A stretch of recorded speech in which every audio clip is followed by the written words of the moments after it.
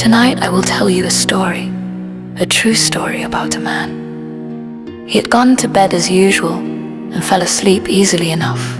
He knew not how much time had passed. And then Tao became conscious of the fact that he was in a spacecraft, along with a large group of other people of various ages and types. They were taken to another planet and into a large building in a city. They were then transferred to what appeared to be a hotel next to it. Tao was given a light, clean room alone. First he settled in. Then he looked out of the large, wide window onto a bright, clean, busy city, with many pathways and facilities. There was no traffic, just people walking about leisurely or sitting. Tao noticed a small group of people who had been on the ship with him. They were walking along a walkway 1 floor below him. He called out to them. They waved and pointed to the building which they had been in before transferring to the hotel. So he left his room to find them. They met inside that building and talked briefly of what had happened to them and was now happening. They then left for some other place while Tao remained to explore the building. He entered a hall where there was a large gathering of other people from Earth who had arrived before them. They were all talking excitedly. Apparently they had all undergone some form of testing and appraisal and had gathered there to learn the results. A woman came out of an adjoining room. She invited them to follow her back into that room. Tao went in with them. The woman read out their names one by one, giving each a number between 4 and 16. These represented how many credits were to be earned per time span. The time span was something like our fortnight, which was calculated by moon cycles.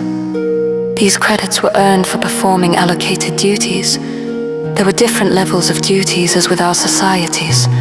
Like us, those who performed the more complex duties received more credits.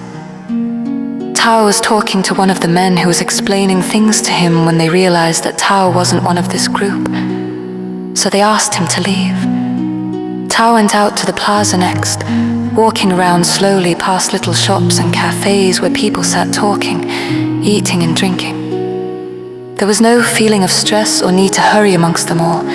It felt like a very relaxed holiday atmosphere. Everyone was friendly and willing to talk. When dusk came, Tao wandered into a plaza and up to a little kiosk which dispensed cheap food and drink. They had all been given a little amount of credits on arrival, so he purchased something to eat.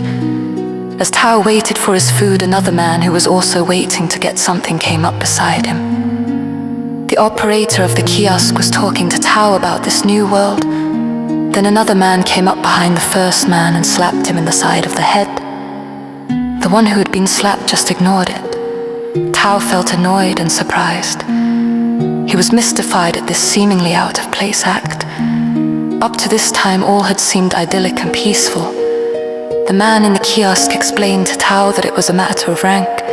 The lower rank had to ignore it. He had to maintain the peace at all costs. Because of the offender's rank, the offense would be ignored. So Tao realized their society was not perfect after all. It annoyed him. He felt it was unjust. Then the man beside him shape-shifted. That startled and confused Tao. The man in the kiosk explained to him that the people from this world had the ability to change form at will, and often did so. Apparently the one beside Tao had changed form so that he would not be recognized as a victim, and to reinforce the illusion of the offense never happening. The kiosk man explained to Tao how someone who appeared as a pretty young female would sometimes change form into a strong older male when on a date, if she felt the need to assert herself or felt threatened. Tao imagined the horror of being in a romantic situation with what appeared to be a sweet young female only to have it turn into a man. How unnerving that would be. He wouldn't like that at all. It made him feel reluctant to even become involved with one of them. After receiving his food, he turned and walked away from them, now unsure about this strange new world he found himself in.